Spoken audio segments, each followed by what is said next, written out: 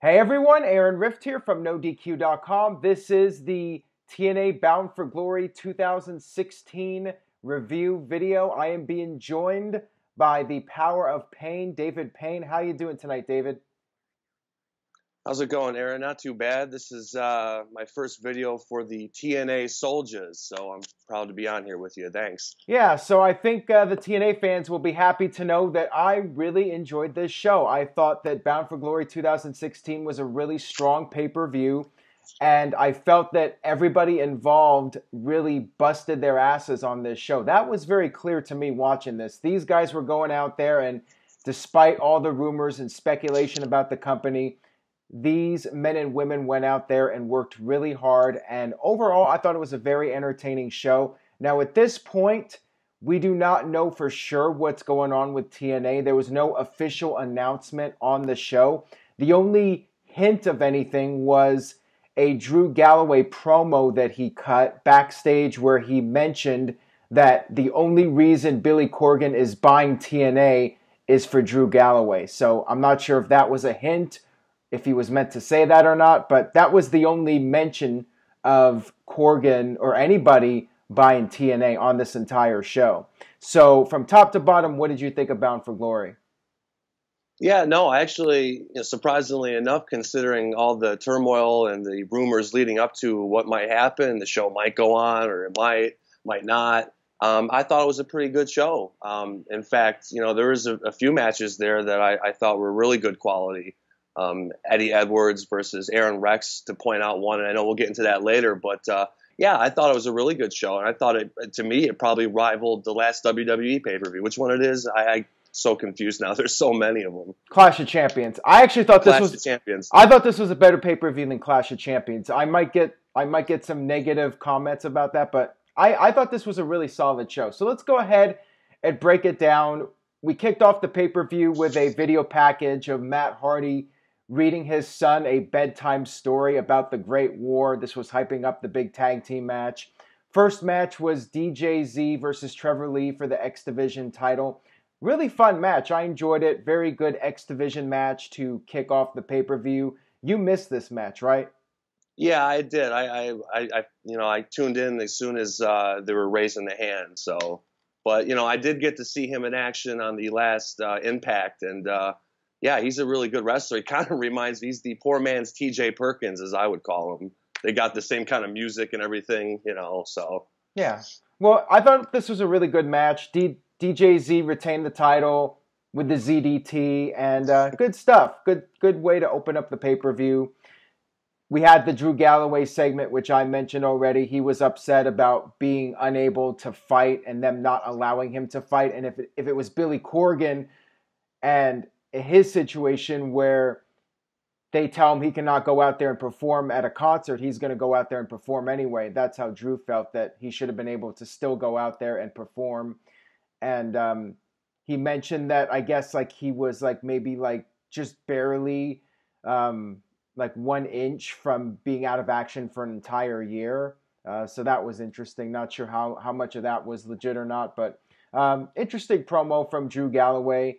And then we had the 10-man Bound for Glory Gauntlet, the Bound for Gold Gauntlet, where the winner gets a shot at the title. And I guess the rule is that they have to announce in advance when they're going to challenge for the title. This was really a nothing match. I mean, not much to it. Nothing very noteworthy about it, other than Grotto coming in and immediately getting eliminated like Bushwhacker Luke, I believe. Was it Luke or Butch? Which one? It was Luke. It was Luke in the 91 Royal Rumble, I believe. Yeah, and Santino in 2009, same type of situation. Jerry Lawler, I think in 98 was pretty out quickly as well. Yeah. Or 97 it was. Yeah, 97 Alamo Dome. Yep. Yeah, so really that was the only highlight of this match in my opinion. Not much to it at all. Eli Drake won, eliminating both Tyrus and Jesse Goddard at the same time. So he's going to get a title shot in the future.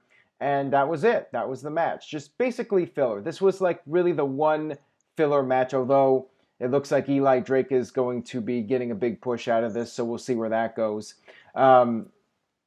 You had a promo with Maria and Mike Bennett hyping up their matches, and Gail Kim was backstage. Or actually, it was Gail Kim's husband, Robert Irvine, backstage.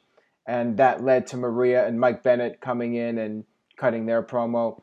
Then we had Mike Bennett versus Moose. You had a high school football team coming out for Moose's intro.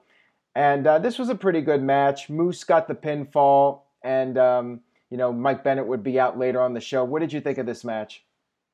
For a guy who's really green in the business, for just coming out of football, and lots of football players try to make the transition. Not all of them make it successfully, but I thought for being that 6'6", 300 or so they bill him at, Moose is a heck of an athlete, man. The stuff he does, and he doesn't mind going out there and trying something different for a big guy. So yeah, I thought it was a decent match, and it was a good way to get his brand sort of out there, you know what I mean? I think he's easily marketable, to be honest. Yeah, well, the crowd really likes doing the chant. Although it didn't seem like they cared much about the actual match itself, but they did like the chant. And, it looks like he has some potential of getting over with the character. So we'll see how that goes with him.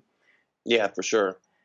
Next up, we had Aaron Rex versus Eddie Edwards to crown the first ever Grand Champion. Aaron Rex was going out there to make history and be the first champion and taking advantage of the opportunity. I don't know about you, but I'm not really a fan of this format. I like the fact that they're trying something different and it is like very sports-like, but I just felt that it never really got going into high gear. That's just my opinion on it. I wasn't really a big fan of the format. And it was basically 3 5-minute rounds. And during the second round, the lights actually went out in the arena. They had to get a spotlight going, and that cued everybody on Twitter, including myself, to make the jokes about TNA being unable to pay their electric bill. So that was the only negative about this match, besides the fact that I'm just not really a fan of the stipulation. But both guys worked really hard. Although I will say, Rex looks to be a little bit out of shape. I don't know if you thought that as well, but he seemed like he wasn't in his tip-top WWE shape, at least. He's still in better shape than most of us, but, he looked to be in a little less shape than he was during his WWE heyday. Yeah, maybe he was, and maybe the time off he didn't really take advantage of it too much. But then again, let's face it, he wasn't really showcased for the last 2 years in WWE. He was the stunt man. He imitated everything Miz does. He didn't really have a quality match or a quality booking for a match. So this was kind of the most we got to see of him. But yeah, it was a little sloppy. Maybe he's not used to the TNA ring. I know they're a little more difficult and they could be slippery at times, but I didn't know this, but he actually lives in Metro Detroit, Aaron Rex. So maybe being here did something to him. I don't know. But no, I like him, and I'm glad that they're giving him a little bit of a push. And I like Eddie Edwards. In fact, I was saying that he would be one of the wild cards if WWE happened to buy TNA out. I would take Eddie Edwards, add him to the cruiserweight division. I think he's a pretty quality wrestler. But yeah, and overall not bad. I don't like the format's okay. It's going to get old after a while. I thought the first time I seen it on Impact, it was pretty interesting. I thought it was three-minute rounds then. And on the TV shows it's 3-minute rounds. They said for the pay-per-view it's special rules with the 5-minute rounds. Yeah, that can get a bit redundant, maybe 5 minutes, but we'll see. I don't know. They're trying to do something different. I commend them for that. Yeah, me too. And after the match, first of all, it was Eddie Edwards getting the first round, second round Rex, and then the third round by split decision, it was given to Rex. So he's the new champion. And Rex put over Edwards for being a warrior and said Edwards is worthy of getting a rematch. So we'll see what happens with that and what happens with Drew Galloway. Maybe they'll do a 3-way at some point. Although, how does that work?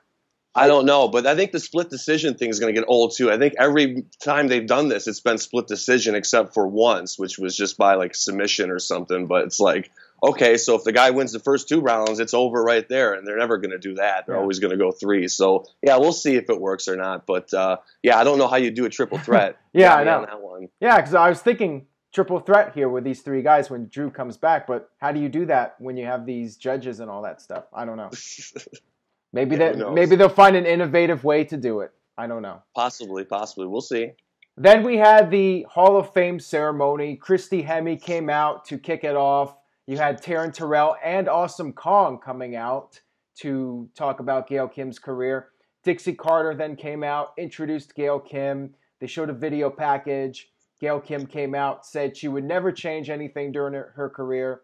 She said the lows made her highs even greater, and she thanked all the people she worked with, from the people backstage to the women she worked with. She thanked Molly Holly for breaking her into the business, and of course thanked her husband. I thought this was easily the best segment up to this point. I thought it was really well done, and Gail Kim came off like a superstar here. Yeah, absolutely. She did, and gets in the Hall of Fame, and I thought it was a pretty good nod to her, and good for TNA for doing that. All right. So next up we have the Great War. This was a crazy-ass match. The Hardys versus Decay. This was a spectacle. There's no other way to put it. And if you did not see it, I would highly recommend finding a video on YouTube, checking it out. I mean, they actually did the best of both worlds. They did all the crazy backstage stuff and all the editing and the same type of stuff they were doing during the Delete or Decay and the Final Deletion, but also they were doing the stuff in the ring too. And it was a nice balance between the two. So I thought the whole layout of it was really well done. And you kicked it off with Rebby on the stage. She had a piano. She was playing a song. She actually was playing a little bit of Matt Hardy's WWE theme. I don't know if you caught that or not. The theme is... No, I didn't. That's when it cut out for me for about 5 minutes, and then I was able to get it back on. Oh, okay. Yeah, she actually was doing the WWE theme a little bit in there. Jeff Hardy came out, started singing. He was classifying himself as obsolete. Rebby got sprayed with mist right off the bat and had to be carried to the back. They were brawling all over the place. They ended up brawling to the back. I mean, this is really hard to describe all this. So many things were happening. I mean, it was very entertaining. Rosemary did an RVD-like coast-to-coast, or a Shane McMahon-like coast-to-coast to Matt. Abyss used a staple gun on Jeff. They were brawling in the backstage area, and Steve hit Jeff with a shovel, and then Matt and Abyss were fighting by Universal Studios sign. It kept going back and forth. It would cut 1 minute to Steve and Jeff, and then the next minute it would cut to Matt and Abyss. Very fast-paced, back and forth, all these different clips going back and forth. Jeff Hardy transformed into, I think the name is Itchy Weed or something. Do you know the name of the character? No, I don't. I thought it was something from Beetlejuice. I thought it was Grandmaster Sexy. I thought he was imitating Brian Christopher with the whole outfit, but somebody said it was one of his alter egos. I had no idea that was a Jeff Hardy alter ego. It looked more to me like he was imitating Grandmaster Sexy, but whatever. Minus the worm. Yeah, Jeff started throwing pumpkins at Steve, and they were smashing pumpkins. Get it? Yeah, nice pun. Yeah. Jeff put a pumpkin over Rosemary's head. So some comedy, a lot of comedy actually in this match. And then during the Delete or Decay segment, there was a truck driver who got, I guess, abducted by Crazy Steve and the whole Decay group. The truck driver showed up and tried to help Matt Hardy, who was being attacked by Abyss, and Abyss was about to use Janice on Matt. At this point, my feed cut out. The feed that I spent $40 on to avoid this kind of problem with the feed going out. But apparently Matt grabbed a fireball or I'm not even sure what happened, if he created a fireball or what he did. But anyways, the Janice barbed wire board got set on fire, and then they started brawling on the truck, and the truck took off.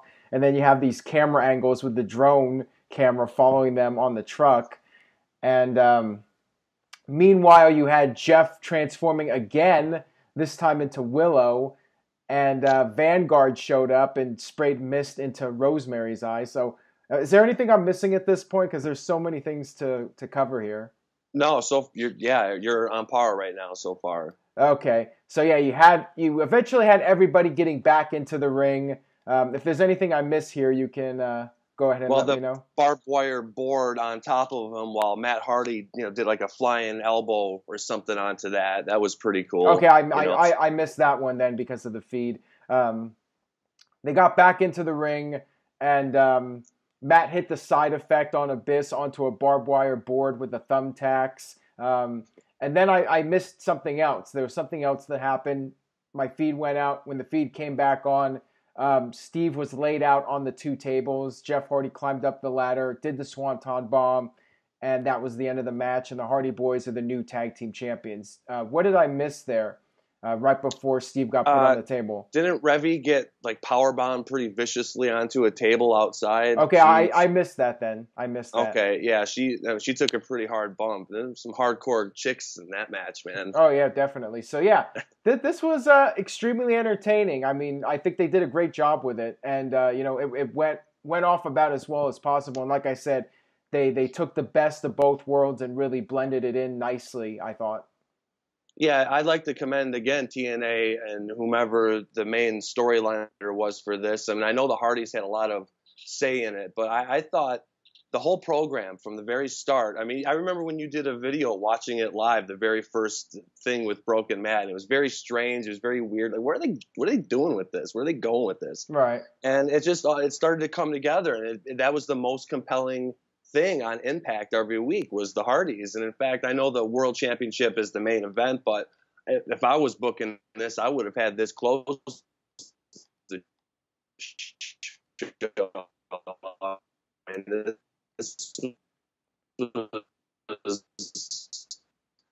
this was good stuff, and it's paying off for them, and we'll see what happens down the road. All right. I think you might have cut out there for a second. I apologize to anybody if he cut out. I mean, something was glitching. Yeah, I'm sorry. You did just cut out there for a minute. I'm sorry about that. No, I'm not sure if that was from your end or my end, but there was a little bit of glitchiness there. So just real quick, just sum up what you just said. Yeah. It's just in a nutshell, I was just saying I commend TNA and the Hardys for doing, a really great job on this storyline, and we'll see what happens going forward. But yeah, I mean, I think this is the best they've done in TNA, so good for them. Yeah, I totally agree. This was very well done. Next up, we had Maria versus Gail Kim for the Knockouts title. Maria came out, said her hand was still broken and she could not defend the title. Typical heel stuff. And then Maria's assistant, Allie, is that her name, right? Allie, yeah. Allie said that Maria actually could compete, and Maria got really angry at this point and said she would not compete. Gail came out, Maria slapped Gail, and that led to the match kicking off. The bell rang. Mike Bennett came out, tried to interfere, but that did not work. Maria tried to use the brace. Actually, she did use the brace on Kim, and went for the pinfall, but Kim was able to kick out. Kim hit the double middle finger. She did the double bird and then pinned Maria to regain the Knockouts title. So I like the storyline here. I like the feel-good moment of Gail Kim winning the Knockouts title once again the same night she goes into the Hall of Fame. So good stuff. I mean, it was a fairly short match, but for what they did, I thought it was a very entertaining storyline. Yeah, it was, and they gave the nod to Gail Kim there. But Allie, it's funny. She's sort of growing into that baby face that everybody's getting behind and chanting. And she's just this little tiny mouse. So I'm gonna see what happens with that going down the road. Yeah, and then after the match, Mike Bennett cut this angry promo. He was really upset. He said he was going to shut the show down, and this was the cue for Cody and Brandy Rhodes coming out. And you notice how they do that? It's Cody and Brandy Rhodes. They can say Brandy Rhodes, but they cannot say Cody Rhodes. So that's just ridiculous. Yeah, it is. It's really silly, but that's how they do it. Maria said that this is her company, and Cody should have stayed in WWE. And at this point, Brandy got in Maria's face, and a brawl broke out. Cody and Brandy cleaned house, and they stood tall to end the segment in Cody's first official TNA appearance. And he's got the same music he's been using on the Indies by Downstraight. I really like the theme song a lot. I mean, he really comes off like a major league superstar with that theme music, I thought. Yeah, he does, and he should be booked that way. He was totally underutilized in WWE, and he deserves to be at the top of TNA, whatever TNA might be in the future. We don't know, but he definitely deserves it. Although I was kind of disappointed. I wanted to actually see him wrestle tonight, but they're going to stretch it out a little bit with this storyline. But yeah, I'm happy for Cody, and I'm glad he's getting his due. Yeah, I thought it was a really strong debut. I mean, it was definitely really well done. And then we had the main event, Bobby Lashley versus EC3. This was a bit of a surprise, the outcome of this match. I figured this was going to be EC3's night. I mean, he had his tights. He He was more jacked up than usual. I mean, to the point where you could see all the spots on his back. I don't, I'm not going to speculate on what's going on there, but he was very jacked up tonight, and I thought he was winning the title. Very tan. It seemed to me like it was his night to win the title, but it was not meant to be. Lashley actually hit the spear on EC3 right off the gate before the match could even get started. Very back and forth, the usual kicking out of finishers. EC3 hit the spear on Lashley, and Lashley kicked out. EC3 kicked out of another spear from Lashley. And, all this back and forth stuff, very physical match. At one point, EC3 actually called Lashley a piece of crap. And I'm saying crap as the censored version, but he said the uncensored version of it. I got to be careful here because of the YouTube policies now. But, he used a word that rhymes with bit. Let's just be like way. Scottish and call it shite. Nobody will ever know the difference. I hope you're right. I hope YouTube doesn't have like a system that can flag words that sound like it, but whatever. It's so stupid. Anyways, he did the TK3 to Lashley on the steel steps and then hit the frog splash, but Lashley still kicked out. The finish I completely missed because of Fight TV and their stream going out on me again. So I'm pretty frustrated with that. $40 to get a stream that would not have problems, and I still had problems. So that was a bit of a downer. But I did see the replay of it, the ending with EC3 trying to hit the 1%er from the top. And Lashley was on the second rope. He hit the spear, like the super spear, I guess you could call it, and got the pinfall to retain the title. So that was a surprise. I thought that EC3 would win the title here. What were your thoughts on the match and Lashley retaining? The match was really good. It was entertaining. It was physical. You're right. He was super jacked, but they both look jacked, dude. They both look like, I don't know, action figurines. Yeah, it's like the Incredible Hulk versus, who can I compare the Hulk to? The Thing. Iron Man? Or The Thing? The Thing. But yeah, no, it was a good match. And I thought EC3 was going to win it too. But I don't know. I guess, Lashley's their guy. Yeah. How long does Lashley have in his contract, by the way? I'm curious, because why speculation of Lashley facing Brock Lesnar at WrestleMania, and who wants to see that? I think Lashley might just be saying that as a possibility if something goes south with TNA. And at this point, we still don't know for sure what's going on. Like I said at the beginning, there was no official word on the future of TNA. No Billy Corgan on this show. We did have Dixie Carter, so I don't know what's going on. I don't know what the future is for TNA. There was speculation that Alberto Del Rio was going to be on this show because he was spotted in Orlando.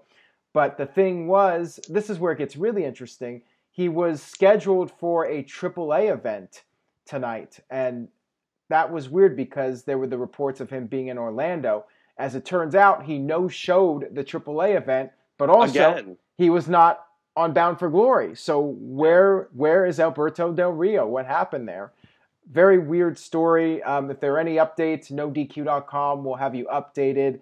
That'll do it for our thoughts on the Bound for Glory pay-per-view. Like I said, very good show. I would definitely recommend checking out the Great War match between the Hardys and Decay. I thought that was a very entertaining match. Absolutely. Anything else you want to add? Any plugs you want to get out before we wrap this up?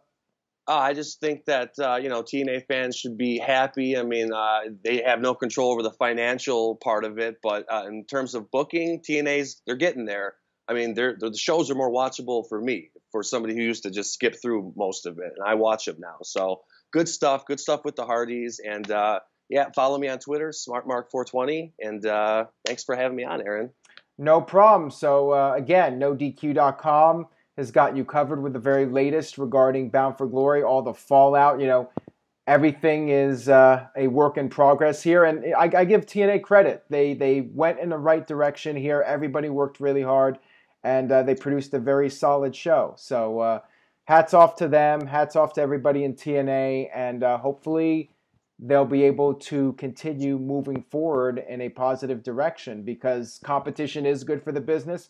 Yes, it is. I'm hopeful one day TNA can get back into a competitive world with WWE, but right now they got a long ways to go, and hopefully Corgan will be able to gain control, because I do feel like they're moving in a better direction with Corgan in charge. And I think with him completely in charge, they'll be able to really get going and get the ball rolling with TNA and truly move it into a new direction and see where it can go.